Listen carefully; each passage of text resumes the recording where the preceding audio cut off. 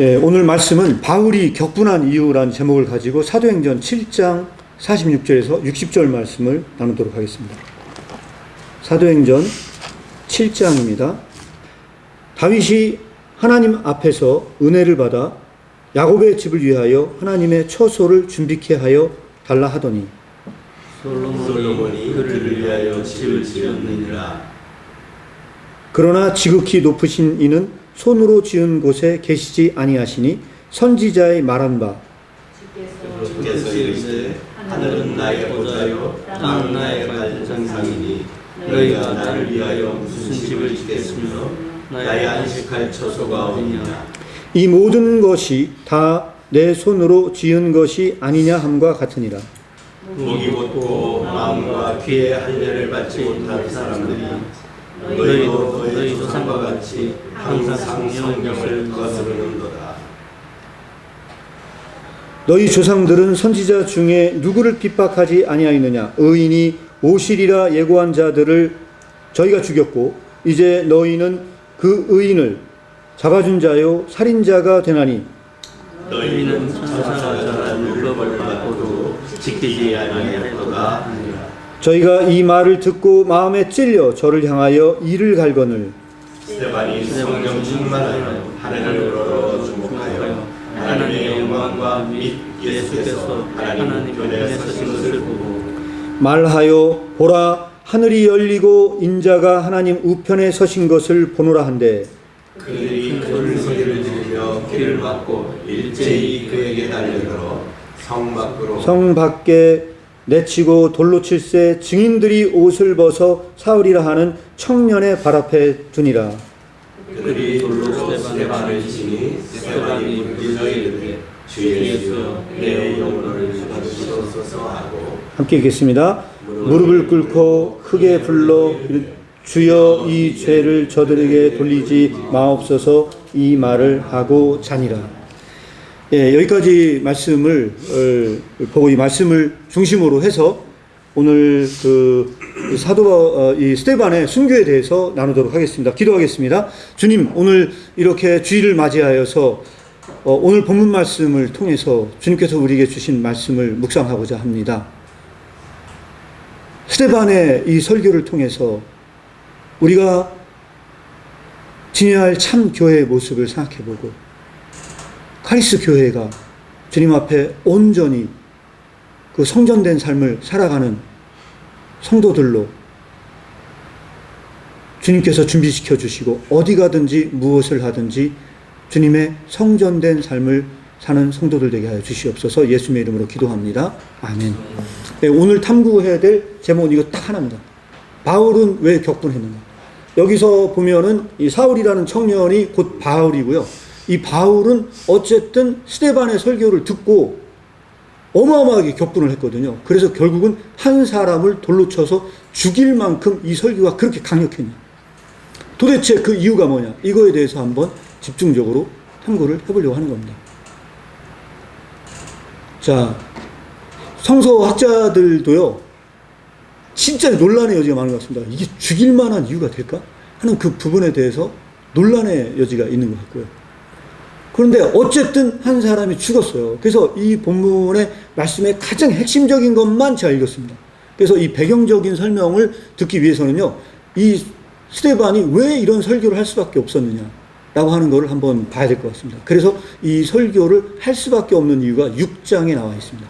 그래서 6장을 먼저 한번 보겠습니다. 이 질문에 대해서 격분한 이유를 찾아보기 위해서 6장을 보시게 되면요. 어디 나와 있냐면 6장에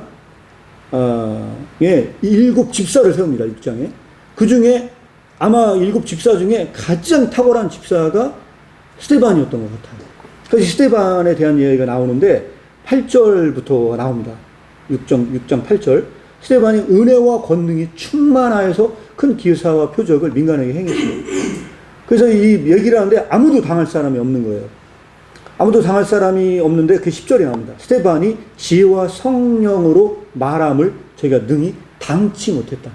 도저히 당할 수가 없는 거예요. 그랬더니 이 11절이 중요한 별표를 쳐야 될 구절이 11절입니다. 11절에 보니까 사람들을 가르쳐 말을 시키래 이 사람이 모세와 및 하나님을 모독하는 말을 하는 것을 우리가 들었노라 하게 하고. 자, 이것은 헛소문입니다. 이 스데반이 너무 강력하다 보니까 야, 얘가 지금 모세 및 하나님을 모독하는 말을 했다. 이게 첫 번째 이 스데반에 대한 이 말입니다. 그리고 나서 여기에 또 다른 얘기가 나오는데 14절입니다. 그래서 여기서 스데반이 설교한 이유가 11절과 14절에 나와 있어요. 그의 말에 이 나사렛 예수가 이곳을 헐고 또 모세가 우리에게 전하여 준 그 규례를 고치겠다 함을 우리가 들었다. 자, 이거 우리가 들었다. 이것 때문에 스데반의 공회에 스데반이 잡혀가요. 그래서 이 공회 중에 앉은 사람들이 다 스데반을 주목하여 보니 그 얼굴이 천사의 얼굴과 같았어요. 자, 그러면 이게 뭐라고 하냐? 그리고 나 7장 1절을 보니까 대제사장이 가로되 이것이 사실이냐? 자, 여기까지가 배경 설명입니다. 이것이 사실이냐? 사람들이 지금 이렇게 말하는 것이 사실이냐? 그러니까 이 얘기를 위해서 스데반이 설교를 시작을 한 겁니다. 그래서 이 논란의 여지가 있는 게 뭐냐면요. 이것은 스데반의 설교냐, 스데반이 변론을 한 거냐. 이런 문제가 여기 이제 대지되는 겁니다. 그래서, 자, 여러분, 어떻게 생각하십니까? 그래서 공식적 설교입니다. 이거는 말을 시킨 거예요. 대제사장이 이것이 사실이냐? 한번 말해봐라. 했을 때, 여기서 공식적으로, 어디서 이러느냐? 공식적으로 이 부분에 대해서 스데반이 놓고서 이 설교를 하게 된 것입니다. 자, 바울이 격분하게 된 이유는 뭐라고 생각하십니까? 자, 여기까지 이 문제는요, 충격적이게도 우린 본격적으로 살펴볼 필요가 있는데요. 14절에 보니까 나사렛 예수가 이곳을 헐고 그랬어요. 이곳은 어딜까요? 지금 여기 장소가 되게 중요해요. 이 장소는 지금 어디일까요? 누가는요, 이 장소가 어딘가를 정보를 전해주고 있어요.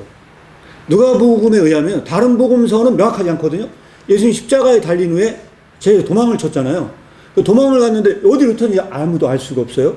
그런데 누가만 이 얘기를 전달하고 있는데 그게 뭐냐면 누가복음 맨 마지막을 한번 보시면요, 나와 있습니다. 누가복음에 보시면요, 누가는 명확하게 이거를 얘기를 하고 있는데 누가복음 24장 맨 마지막 절에 보잖아요. 49절 맨 마지막 장 24장 49절에 보면 볼지어다 내가 내 아버지의 약속하신 것을 너희에게 보내리니. 약속하신 것이 뭘까요? 성령입니다. 약속하신 성령을 너희에게 보낼 거니까 너희는 위로부터 능력이 입히올 때까지 이 성에서 유하라. 떠나지 마라. 했다면 이 제자들은 지금 어디 있는 거예요? 예루살렘 성을 떠나지 않았다는 거예요. 예루살렘 성을 떠나지 않았어요. 그리고 나서 53절 맨 마지막 절에 보니까요. 누가복음 23장 53절 맨 마지막 절에 보니까 늘 성전에 있어 하나님을 찬송했다. 자, 이 제자들은요, 성전을 떠나가지 않았다. 제자들은 잠을 어디서 잤을까요? 저는 그것도 궁금해요. 제자들은 어쨌든 갈릴리에서 왔단 말이에요. 그리고 이거는 6월절에 벌어진 사건이었어요. 그래서 디아스포라 유대인들이 어마어마하게 많이 몰려들었어요. 그래서 저는 이 사도행전 사건을 어떻게 보냐면요, 6월절날 이 제자들뿐만 아니라 전 세계에서 흩어졌던 유대인들이 모였어요. 약 한 20만 명이 거주했을 거라고 학자들이 추정을 해요. 그 사람들이 이 말씀을 듣고 회심한 자들은 각 지역으로 떠났을까요? 안 떠났을까요? 저는 떠나지 않았을 거라고 생각을 해요. 3,000명이 예수를 믿었어요. 그 3,000명이 예수 믿었던 사람들이 실제로 예루살렘에 사는 사람이 몇 퍼센트나 됐겠냐? 아마 디아스포라 유대인들이 와가지고 당일날 잠깐 여유 교통비 마련해가지고 한 일주일 머물래 하고 왔을지도 몰라요. 근데 그 사람들이 예수 믿고 나서 잘 데가 없는 거예요. 여비 교통비 다 떨어졌어요. 그럼 어떻게 해야 될까요? 흩어져서 십시일반 가정교회로 모이면서 그 사람들이 거기서 섬겼을 거예요. 그래서 이 120문도였잖아요. 모인 사람들이 120문도였는데 3,000명이 예수를 믿었어요. 그러면 120명으로 3,000명을 나눠봐요. 한 가정당 머물러야 할 명수가 나올 거예요. 그 사람들은 리더 그룹이었고요. 그 리더 그룹은 아마 자기네 집에 가서 재웠을 거예요. 근데 마가의 다락방이 120명이 모였을 정도의 크기면 마가는 엄청난 부자였을 것이다. 집이 굉장히 컸을 거고 그 마가의 다락방에 그들은 모여놨을 것이다. 그래서 그 사람들이 흩어져서 가정교회로 모여서 그 사람들이 거기서 숙식을 하면서 제자 훈련을 받은 거예요. 어떻게 보면은 훈련을 받았을 거예요. 그런데 그러다가 터진 사건이 이 사건인데, 그래서 6장에 보면요, 이 헬라파 유대인들은 제가 봤을 때는 물론 헬라파 유대인들이요 거기에 거주하면서 그 이방일 수도 있겠지만 제 개인적인 생각에는요, 이 사람들이 흩어졌다가 온 사람들일 가능성이 있다는 거예요. 헬라파 유대인들이 거기에 사는 사람이 아니고 나와 있던 사람들이니까요. 그 헬라파 유대인과 히브리파 유대인들이 싸운 거예요. 뭐 때문에 싸우냐? 그 사람들을 공개하고 서로 먹여 살리는 문제로 싸웠다는 거예요. 그래서 이 문제로 싸움이 있고 다툼이 있다 보니까 그 사람을 세운 사람이 스데반이었어요. 그래서 이런 전반적인 컨셉에서 봤을 때요, 누가복음을 보잖아요. 누가복음은 1장에 보잖아요. 성전에서 시작해서요, 성전에서 딱 끝나요. 누가복음은 제사장 스가랴가요, 성전에서 일어난 사건이에요. 1장, 누가복음 1장은 성전에서 시작했다가 누가복음의 결론은 성전에서 끝나요. 그리고 지금 벌어지는 모든 일들은요, 예루살렘에 있는 그 장소에서 벌어진 일입니다. 그래서 여기서 우리가 읽었던 그 구절에서 사도행전에서 이곳이라고 한 부분도 있을 거예요. 여기서 6장에 보면요, 이곳을 헐고라고 했을 때는 예수님이 멸망을 예언했던 바로 그 성전이에요. 이 성전을 헐라. 내가 사흘 만에 세우겠다. 했다고 말했던 그 성전. 그래서 그것을 헐고 모세가 우리에게 전하여 준 규례를 고치겠다. 여기서 규례는 율법에 해당될 거예요. 그러니까 율법을 다 뜯어 고치겠다. 한 말이 사실이냐. 네가 진짜로 그런 말 하고 돌아다닌다라는 얘기는 저는 여기에서 예수님이 했던 말씀을 가장 잘 이해한 사람 중에 한 명이 누구냐? 저는 그게 스데반 같아요. 스데반은 예수님이 한 말을요, 진짜로 다 이해했어요. 예수님의 제자들은 잘 몰랐어요. 도대체 이게 뭐 허물어진다는데 이게 뭔지를 몰랐어. 근데 스데반의 설교를 보잖아요. 예수님이 했던 그 설교의 말씀을 정확하게 이해하고 그걸 설교를 한 것을 말하는 것을 볼 수가 있습니다. 그래서 이 부분에 대해서 이 설교를 하는데요. 자, 이 바울을 정말 이게 죽일 만한, 이 바울이 정말로 이 스데반을 죽일 만한 이 내용의 설교냐. 이제 그거를 탐구하려고 하는 건데요. 자, 그러면 여러분들에게 먼저 말씀드리겠습니다. 이게 사실이냐 했더니 이 스데반이 드디어 이제 설교를 시작을 했거든요. 그럼 이게 설교 변론이 아니고 이게 설교다라고 하는 걸 우리가 어떻게 생각할 수가 있느냐. 만약에 이게 정말로 내가 살려고 하는 얘기라고 한다면요, 나를 방어하는 말을 해야 됐을 거예요. 사실 그것은 다 거짓말이에요, 헛소문이에요 라고 하면서 그런 얘기를 했어야 정상일 것 같아요. 만약에 이걸 살려고 한다면요. 그러나 오늘 이야기했던 이 내용은 그런 것 같진 않아요. 그래서 여기에서 보시게 되면요, 이 설교를요 한마디로 요약을 해라. 그러면 이스라엘의 역사를 요약을 했다. 이스라엘의 역사를 이것은 요약을 한 설교인데, 여기서 이 역사의 쟁점은 뭐냐? 역사의 쟁점은 이스라엘의 역사는 거절의 역사였다. 스데반의 설교는요, 아마 거기에 초점이 있는 것 같아요. 제가 볼 때. 어떤 거절의 역사냐? 아브라함 이후에 이 수많은 하나님께서 약속하신 백성과 리더들을 보냈는데 니들이 그 사람을 거부했다. 누구를 거부했냐? 첫 번째, 요셉을 거부했다. 그래서 7장 9절에 보면요, 여러 조상이 요셉을 시기하여 애굽에 팔았다. 결국 그 백성이 요셉을 거부했다 라고 하는 것이 그 부분입니다. 근데 9절에서 여기서 밑줄을 팍팍 쳐야 될 구절이 하나 있습니다. 오늘 본문 말씀을 이해하기 위해서 정말로 중요한 건 여기서 하나님이 저와 함께 하셨다. 전 이 구절이 정말 중요한 구절이라고 생각을 합니다. 요셉을 거절했는데 그 하나님은 그 요셉과 함께 했던 임마누엘의 하나님이었다는 거예요. 이게 9절에서 증거하는 거였고요. 그 다음에 15절에 보면 야곱이 애굽에 내려가 자기와 우리 조상들이 거기에서 죽었다. 그러면 15절은 여기서 중요한 게 뭐냐면 야곱은 약속의 땅에서 들어가지 못했고 이 약속의 땅이 아닌 데서 죽었어요. 야곱은 약속의 땅이 아닌 데서 죽었고 16절에 보면 세겜으로 옮겨졌다고 얘기했어요. 자, 여러분 이 세겜은 약속의 땅일까요? 아닐까요? 그런데 세겜으로 옮겼잖아요. 근데 아브라함이 세겜 하몰의 자손에서 은으로 그 땅을 샀어요. 하나님께서 주시고 그 땅이 내 땅이었으면 그 은을 주고 그 땅을 샀겠습니까? 내 땅이 아니니까 돈을 주고 그 땅을 샀어요. 자, 그리고 그 산 무덤에서 장사가 됐어요. 그러면 이 야곱은요 이방 땅에서 죽었고 데려다가 장사했는데 그 장사한 땅도 장사하기 위해서 그 땅을 샀어요. 묻을 땅이 없어가지고. 비극적인 거죠. 그래서 그 세겜 땅은 어디냐? 사마리아 땅입니다.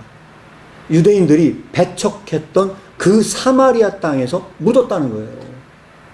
죽을 자리도 못 찾았어요. 야곱이. 그렇게 거절당한 땅에서 죽었다는 거예요. 그 다음에 29절 보겠습니다. 모세가 이 말을 인하여 도주하여 미디안 땅에서 나그네가 되어서 거기에서 살았어요. 자, 이 야곱도 결론적으로 뭐냐면요, 나그네가 된 삶을 살았다는 거고요. 그리고 40년에 때가 참에 시내산 광야에서 가시떨기 불 가운데서 그에게 보이거든. 자, 여기서 중요한 건 뭐냐면 이것도 굉장히 중요한데요. 약속의 땅이 아닌 이 광야에서요, 임마누엘의 하나님을 경험했습니다. 임마누엘의 하나님을 경험했어요. 제가 지금 말씀드린 이 내용들은 굉장히 중요한 내용이라고 해서 말씀을 드립니다. 그리고 나서 33절에 보니까 주께서 가라사대 내 발에 신을 벗으라. 섰는 곳은 거룩한 땅이다. 여기는 약속의 땅입니까? 아닙니까? 아니죠. 약속의 땅이 아니죠. 그런데 그럼에도 불구하고 하나님께서는 이렇게 얘기를 해요. 네가 서 있는 이 땅은 거룩한 땅이다. 여기에는 뭐가 없습니까? 자, 여기서 모세가 하나님을 만난 이 땅에는 뭐가 없어요? 성전도 없고 제단도 없어요. 여기는 성전도 없고 제단도 없어요. 그런데 거룩한 땅이래요. 성전도 없고 제단도 없는데 거룩한 땅이래요. 이게 바로 이 스데반의 설교에 지금 들어있는 이야기입니다. 그런데 중요한 건 뭐냐면 35절에 보니까요. 저희 말이 누가 너희의 관원과 재판장을 세웠느냐 하며 거절하던 그 모세. 자, 여기서 뭐냐면 그런데 이 모세를 리더로 세운다고 할 때 그 이스라엘 백성들은 모세를 거절했던 거예요. 이스라엘의 역사는 리더들을 거절했던 그 역사 안에 들어있다는 거예요. 이게 바로 스데반이 지금 증거하고자 하는 그런 부분이었어요. 모세를 거절했어요. 그런데 이 사람이 백성을 인도하여 나오게 했어요. 근데 더 충격적인 일이 벌어져요. 그게 뭐냐? 그 모세를 나오게 했는데 39절에 우리 그 조상들이 모세에게 복종치 아니하고 다시 또 거절을 해요. 거절해서 그 마음이 도리어 애굽을 향했어요. 자, 이 이스라엘 역사는 거절의 역사였어요. 그런데 38절이 충격입니다. 이렇게 조상들이 다 거절했음에도 불구하고 38절 시내산에서 말하던 그 천사와 및 우리 조상들과 함께 광야교회에 있었다. 광야교회에 있었다. 누가? 37절 이스라엘 자손에 대하여 하나님이 너희 형제 가운데서 나와 같은 선지자를 세우리라 하셨던 자가 곧 이 모세인데 시내산에서 말하던 그 천사와 다 광야교회에 있었고 또 생명의 돌을 받아 우리에게 주던 자가 이 사람이다. 너희가 핍박했던 이 예수 그리스도. 그리고 이 중요한 건 뭐냐면 이때 교회가 그때 시작됐다. 임마누엘의 교회. 하나님은 그곳에 계셨다. 자, 여기서 우리는 구약에서 알 수가 있습니다. 그래서 제가 한번 말씀드렸는지 모르겠는데 레위기 1장 1절은 너무나 중요한 구절이라고 말씀을 드렸어요. 왜 레위기 1장 1절이 되게 중요한 구절이라고 말씀을 드렸냐? 레위기는 법전의 시작인데 레위기 1장 1절을 보면요. 회막에서 모세를 부릅니다. 원래 하나님은 어디에 계셨습니까? 시내산에 계셨던 그 하나님이 내려온 거예요. 이 땅으로. 그래서 어디 오셔? 회막 공동체에 함께하고 있는 임마누엘의 하나님이 되신 거예요. 그리고 그 내용이 38절과 일맥상통하게 떨어지는 내용이 바로 이 내용입니다. 자, 여기까지 말씀을 드렸고요. 42절은 너무나 중요한 내용입니다. 하나님이 돌이키사 저희를 그 하늘의 군대 섬기는 일에 내버려 뒀어요. 왜? 그럼에도 불구하고 이 사람들은 송아지를 만들어가지고 자기 손으로 만든 그 우상을 섬겼다는 거예요. 우상을 섬겼어요. 근데 하나님께서 떼버려 뒀다는 거예요. 그 사람들을. 떼버려 뒀어요. 근데 이 하늘의 군대는 제 성경 말씀에 보면요. 뭐라고 나오냐면 이 하늘의 군대가 뭐냐. 하늘의 해와 달과 별들을 섬기는 행위를 그냥 냅뒀다는 거예요. 그런 구절이라는 내용이에요. 이방을 성경으로 내버려 뒀다는 거예요. 그런데 40년을 광야에서 저희가 희생과 제물을 내게 드린 일이 있었느냐? 자, 이 구절에 밑줄을 팍팍 치시면 좋습니다. 이 사람들이 그렇게 하면서 이방신을 섬기면서 40년 동안에 한 번이라도 그들이 나에게 희생 제물을 드렸냐? 자, 드렸다는 거 안 드렸다는 거예요? 안 드렸다는 거예요. 이 사람들이 안 드렸다는 거예요. 안 드렸다는 거예요. 드린 일이 없어요. 희생 제물을 드리지 않았어요. 여기까지. 일단 오늘 본문에 나온 내용과 다른 내용을 여기까지 말씀을 드려요. 그리고 나서 오늘 본문 읽었던 구절로 넘어가겠습니다. 오늘 본문 일단 48절에요. 48절에 그러나의 동그라미를 딱 치시면 좋다. 그러나의 동그라미 치시면요. 여기 어떤 일이 벌어지느냐. 자, 다윗의 이 장막까지는 별 문제가 없었던 것 같아요. 이 스데반의 설교에 의하면 다윗이 하나님께서 은혜를 받아 야곱의 집을 위하여 하나님의 처소를 준비케 해달라고 구했다는 거예요. 근데 솔로몬이 그를 위하여 집을 지었어요. 근데 갑자기 여기서 전환이 생겨요. 지금까지는 어떤 일이 벌어지냐. 48절에 그러나, 역접이에요. 그러나 지극히 높으신 이는 손으로 지은 곳에 계시지 아니하니. 손으로 지은 곳이 어디입니까? 이게 바로 솔로몬의 성전이었고요. 이 성전을 헤롯이 증축을 했고요. 40몇 년 동안 증축을 해서 축구장 22개 크기로 증축을 해서 만들어 놓은 그 현장에서 거기를 떠나지 말고 기도하라고 했던 그 현장에서 스데반은 그곳을 떠나지 않고 이 현장에서 뭐라고 얘기를 하느냐. 48절에 그곳에 하나님이 없다. 너희가 손으로 지은 그 성전에 하나님이 계시지 않는다고 선지자가 말을 했다. 그러면서 이사야서 66장 1절을 인용을 합니다. 주께서 가라사대 하늘은 나의 보좌요 땅은 나의 발등상이니 너희가 나를 위하여 무슨 집을 짓겠으며 여기서 집을 짓겠다라고 했던 이 짓겠다라는 말이요 우리가 그동안에 같이 말씀을 나누었던 오이코도메오 집을 짓겠다는 그 오이코도메 너희가 어떻게 그 집을 짓겠으며 나의 안식할 처소가 거기에 어디가 있겠냐. 외제적 성전에 내가 머물 곳이 어디가 있겠냐. 정확하게 스데반은 예수님의 의도를 파악했다고 봐요. 저는 내가 머물 곳이 이 외제적 성전에 과연 어디에 있겠느냐. 결국은 뭐냐면 구약의 그 외제적 성전은 부인됐어요. 스데반의 설교에서 부인된 것은 그 성전이 부인된 거예요. 이 모든 것이 다 내 손으로 지은 것이 아니냐 함과 같으냐. 일단 여기까지. 자, 여기까지 말씀을 한번 보도록 하겠습니다. 자, 그런데 여기서 정확하게 대별되는 것이 전 하나 있다고 생각을 해요. 어떤 것이냐. 이 성전은요 날마다 제사가 진행되고 희생제사가 있는 곳이야. 그 성전에서는요 광야에서 40년 동안 방황했던 그 사람들은요 우상 숭배까지 했어. 근데 그걸 다 버려뒀어. 그러면서 여기서 물어봐요. 40년 동안 단 한 번이라도 너희가 제사를 지내고 너희가 나를 위해서 한 게 뭐가 있냐 라는 책망을 해요. 그럼에도 불구하고 무엇이 진짜 예배냐? 진짜 예배는 어느 것이 진짜 예배냐라고 하는 거를 이 성경은 누가 얘기하고 있냐? 이게 바로 스데반이 하는 설교예요. 스데반은요 그 광야의 예배야말로 참다운 예배였다는 거예요. 스데반의 설교에는 그게 들어가 있는 거예요. 너희들이 증축하고 그 화려한 성전에서 드렸던 어떤 것도 하나님은 그곳에 없었다. 이게 바로 스데반이 증거하는 내용이에요. 그리고 여기서 중요한 건 뭐냐면 그 광야에서 그들이 아무리 나쁜 짓을 하고 하나님을 원망했어도 그 광야의 예배는 진짜 예배다. 왜? 이유가 뭘까요? 이유가 뭘까요?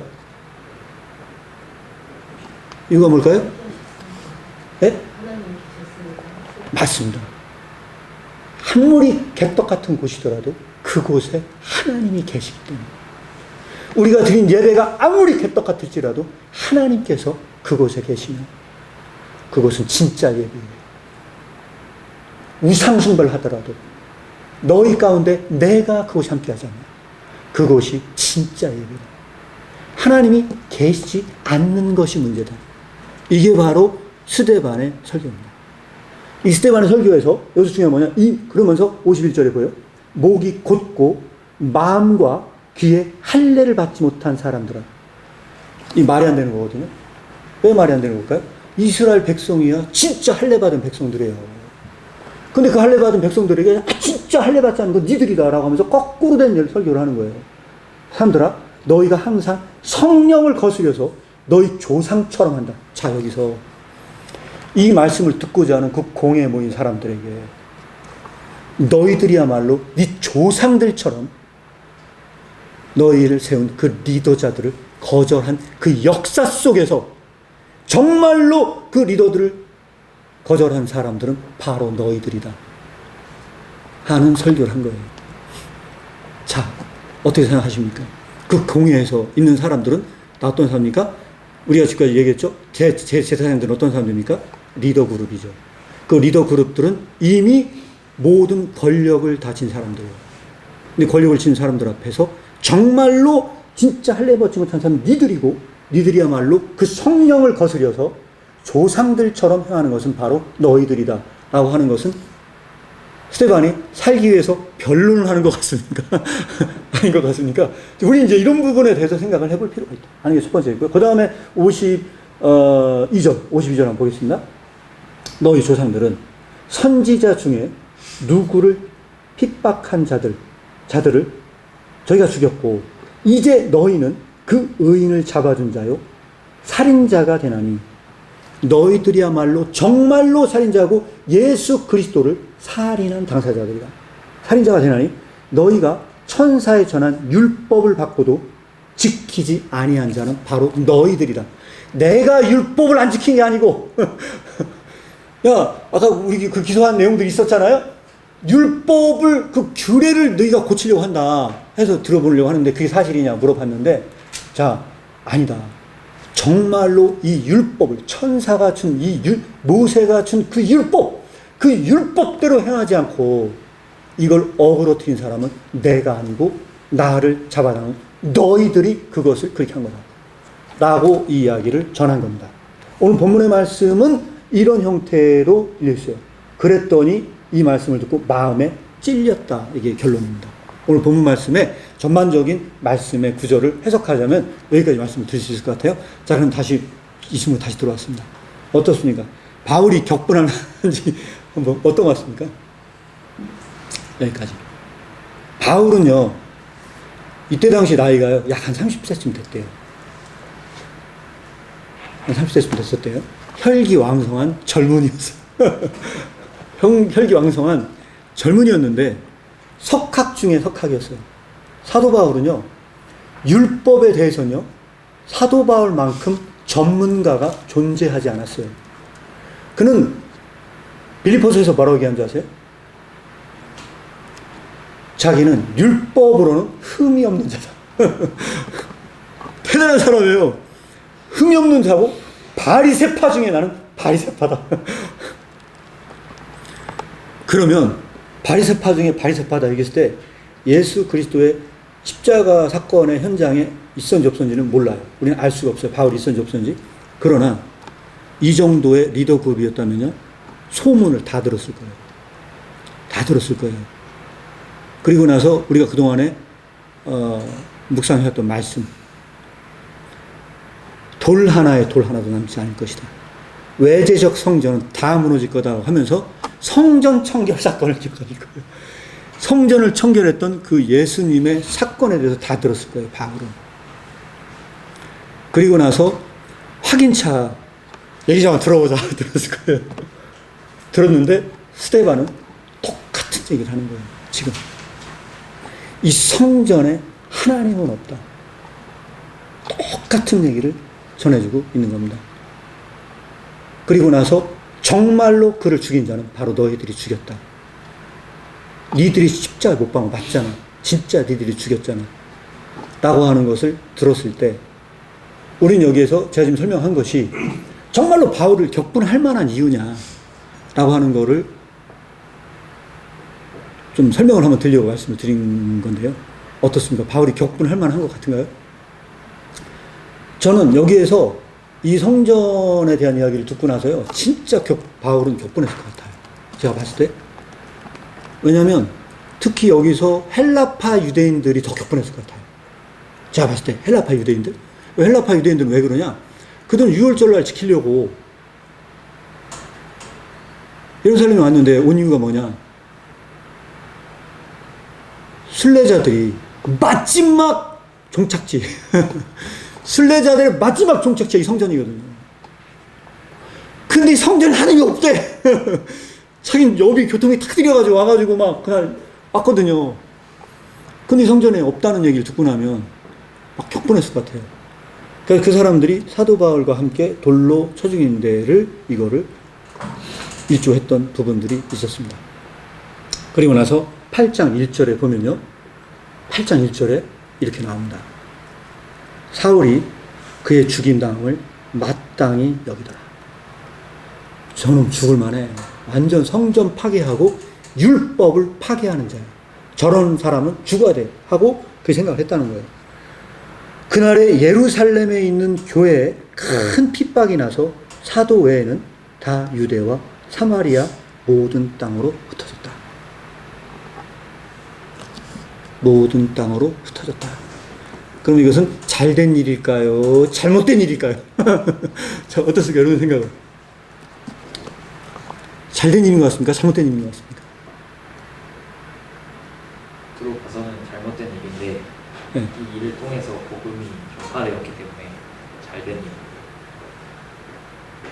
저도 사실은 하나님의 이게 하시는 일인 것 같아요. 하나님 하시는 것 같아요. 그래서 이게 만약 이런 일이 없었더라면 지금 여기 앉아 계신 어떤 분들 한 명도 복음을 듣지 못했을 거예요. 이 사건 때문에 우리는 이방인들에게도 이 복음이 증거가 되는 놀라운 일들이 벌어진 거예요. 벌어진 거예요. 그런데 여기서 중요한 사건이 하나 터집니다. 제가 오늘 여기서 다 나눌 수는 없는데 9장에 가보면 이 바울이 회심을 해요. 회심을 하는데 4절에 큰 소리가 났을 때 사울아 사울아 내가 어찌하여 나를 핍박하느냐. 대답하되 주요 니시오니까 가라사대 나는 내가 핍박하는 예수다 라고 얘기를 해요. 네? 사도 바울이 이 얘기를 듣고 여기서 뒤집어지거든요. 성전을 파괴했다고 해서 성전 파괴자로 몰아가지고 스데반을 돌로 때려 죽였어요. 돌로 때려 죽였거든요. 그런데 네가 때려 죽인 건 사실 나야. 나를 때려 죽인 거야. 하는 건 역설적으로 뭘로 느껴지냐면요. 진짜 성전을 파괴한 건 너야. 내가 바로 전인데 내가 몸된 전이야. 성전이야. 그런데 네가 나를 파괴하는 건 너야말로 나를 파괴한 건 진짜 성전 파괴자는 너야로 느껴져요. 저는. 이 이야기는 여기서 사도 바울은요. 머리에 지진이 났다고 생각을 해요. 나는 진짜 성전을 파괴한 거는 바로 저 인간이 저 스데반이 파괴했다고 생각을 했는데 율법 파괴자요 성전을 파괴하게 공모한 사람은 저 스데반으로 생각을 했는데 진짜 성전을 파괴한 건 나였구나. 외제적 성전이 진짜 하나님이 계신 곳이 아니었구나 라고 하는 거예요. 그래서 제가 말씀드린 게 아까 그 스데반의 설교에서 여러분들에게 말씀드린 게 이런 거예요. 요셉은요, 아까 제가 그 전에 말씀드린 요셉은 조상들이 거절을 했잖아요. 그래서 그가 애굽으로 팔려가요. 근데 애굽에서 요셉과 함께 했어요, 하나님이. 그러면 그곳이 어떤 현장이에요? 요셉과 함께 하시는 그 하나님의 그 현장이 진짜 예배하는 자리인 거예요, 거기가. 그래서 약속의 땅에서만 하나님이 계신 게 아니고, 하나님은 어디에나 임마누엘의 하나님으로서 예배하는 자에게 임하신 그 하나님의 이 말씀이 스데반의 설교에 들어있는 부분들이 있다. 그래서 오늘 전반적으로 이 말씀에 대해서 이 사도 바울의 이야기까지 말씀을 드렸어요. 그래서 사도 바울은 여기에서 대답하여 주시오니까 하면서 그때 내가 일어나 성으로 들어가라. 9장 6절입니다. 성으로 들어가라. 행할 것을 내게 이를 자가 있느니라. 라고 하면서 갑자기 사도 바울이 바뀌어요. 바뀌면서 사도 바울의 마음속에 주님께서 함께 하세요. 주님께서 함께 하세요. 주님께서 함께 하시는데 이때 사도 바울은요, 가장 극적으로 그의 패러다임의 전환, 성전 개념에 대한 완전한 전환이 왔다고 생각을 해요. 사도 바울이. 그래서 사도 바울의 저서에 보잖아요. 사도 바울이 쓴 거에 보면 대표적인 게 뭐가 있어요? 고린도서예요. 우리 몸이 하나님의 전인 것과 하나님의 성령이 너희 안에 거하는 것을 너희가 알지 못하느냐 라고 하는 말을 누가 했냐? 사도 바울이 한 거예요. 사도 바울은 성전을 때려 죽인 사로 스데반에게 얘기를 했지만 그가 극적으로 체험한 것은 그 성전된 삶이, 그 성전된 예수 그리스도께서 내 안에 들어오셨구나. 그동안의 외제적 성전은 내가 성전 속으로 들어갔다고 생각을 한 거예요. 그것은 착각이었던 거예요. 성전이 내 속에 들어온 거예요. 그 그리스도가 함께하는 그 성전입니다. 그래서 사도 바울은 갈라디아서에서 그런 얘기를 해요. 내가 그리스도와 함께 십자가에 못 박혔나니 그런즉 이제는 내가 산 것이 아니요 내 안에 그리스도께서 사신다. 이제 내가 육체 가운데 사는 건 나를 사랑하사 나를 버리신 그 예수 그리스도와 함께 그 살아가는 임마누엘의 공동체라고 하는 이 공동체는 훨씬 더 탁월한 개념에서의 성전된 삶으로서의 그 삶이라는 것을 그는 이러한 과정을 통해서 터득을 했다. 결국은 이것은 예수님의 제자들이 오해하고 착각했던 지점들을 수정하고 보완된 이것이 바로 바울 신학이다. 저는 개인적으로 그렇게 생각을 합니다.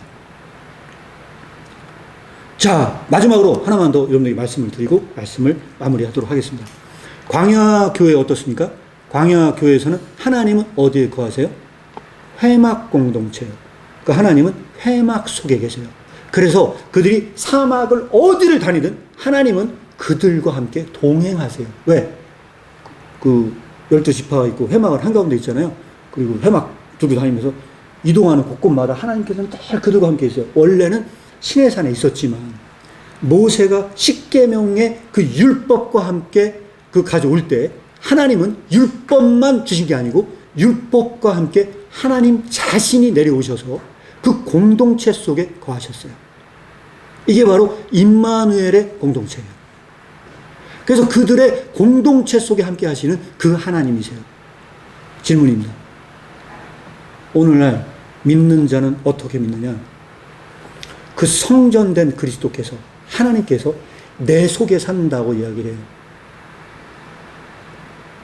어느 것이 더 충격적입니까? 회막 속에 계신 하나님이 더 충격적인 하나님이십니까? 내가 가는 어디든 나와 동행하시는, 내 속에 동행하시는 그 하나님이 더 충격적으로 나와 함께하는 하나님이십니까? 이게 오늘날의 교회예요. 이게 바로 우리 속에, 내면성 속에 역사하는 그 하나님은 나와 함께 어느 현장에서 그 사랑이 나를 증언하여 주세요. 나의 삶을 살아가면서 이 삶 속에서 나를 증언하여 주세요. 그런데 여기서 이 스데반의 설교가 우리에게 주는 위로는 뭐냐?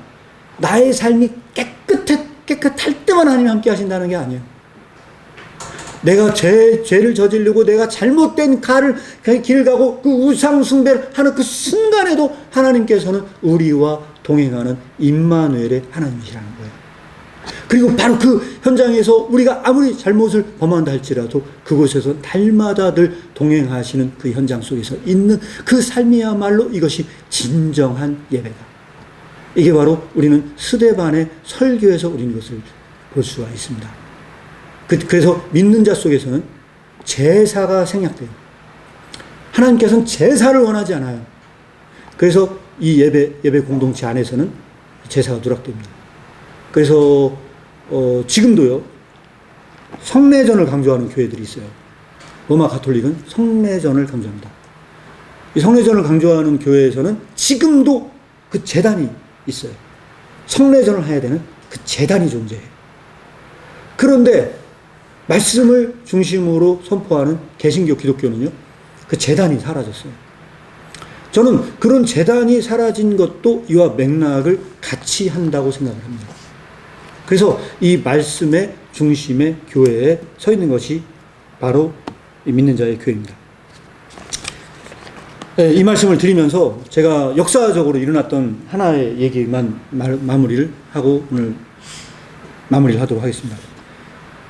그 어거스틴이 살았던 시대에 기독교는 이제 국교화가 됩니다.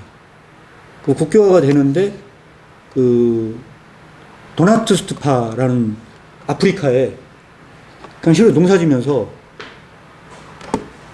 예수를 믿었던 부류의 사람들이 있었대요. 예수를 믿었던 사람들이 있었는데, 근데 그 부류의 사람들은 이 로마 가톨릭 교회가 보니까 완전히 변질이 돼 버린 거예요. 그러니까 제가 봤을 때는 그 콘스탄티누스 황제가 교회를 이용했던 것 같아요. 교회를 이용했던 것 같아요. 정치 순례 하나로. 이 사람들을 반대할 게 아니고 싹 받아들이면 내가 통치하기가 너무 쉽겠구나. 이런 생각을 한 것 같습니다. 그래서 이제 그걸 받아들이는 그 순간에 갑자기 그 핍박받던 교회에서 대혼란이 일어났대요. 어떤 분은 지금까지 핍박받기 위해서 막 싸웠는데, 기독교를 갑자기 공인하고 막 다 받아들이는 입장이 되다 보니까 이걸 어떻게 해야 되나 싶은 내용들이 그 도나투스파 안에 있었대요. 그런데 그렇게 하면서 이제 핍박이 사라졌으니까 우리는 로마 교회로 들어가서 그 교회와 함께 성장을 하자라는 의견이 있었대요. 그런데 그럼에도 불구하고 아니다. 로마 교회는 잘못된 교회다. 절대로 교황의 말에 흔들리면 안 된다. 그 교황은 우리를 이용하려고 하는 거다. 하고 끝까지 그 교황에게 반대하는 부류들이 있었대요. 그래서 이 논쟁이 뭘로 벌어졌냐? 도나투스파 안에 배교자 논쟁이 벌어집니다. 끝까지 로마 가톨릭 교회의 교황에 순응하지 않은 분리주의 파가 생겨났고, 그리고 그 사람들 그 중에서 나는 그냥 로마 가톨릭 교회로 갈래 하고 거기서 나간 사람들을 배교자로 보고, 교회를 그 배교자가 없는 공동체로만 구성을 해야 된다는 그런 논의가 있었대요. 논의가 있었는데 결론적으로 어떻게 되냐? 그 로마 가톨릭은 이 사람들을 이단으로 정죄를 했고, 결국은 많은 사람들이 핍박을 당해서 죽는 일들이 기독교 역사에서 진짜로 일어났던 역사랍니다.